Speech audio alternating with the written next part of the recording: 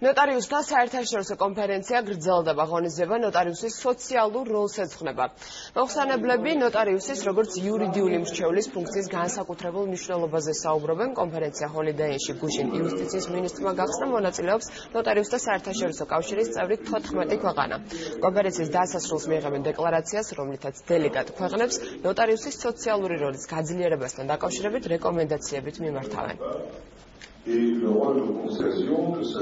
ვფიქრობ, რომ მართლა ძალიან დიდი წვლილი შეუძლია შეიტანოს თუნდაც ამ კონფერენციას ესეთი გამორჩეული სტუმრების ჩამოსვლას საქართველოში შესაძლებელია, რომ ამან ძალიან დიდი წვლილი შეიტანოს ქართული ნოტარიატის და ზოგადად სამართლის განვითარებაში ქვეყანისთვის. სხვადასხვა ქვეყნები, რომლებიც ამ კონფერენციაში მონაწილეობენ, გაგვაცნობენ თავიანთ გამოცდილებას.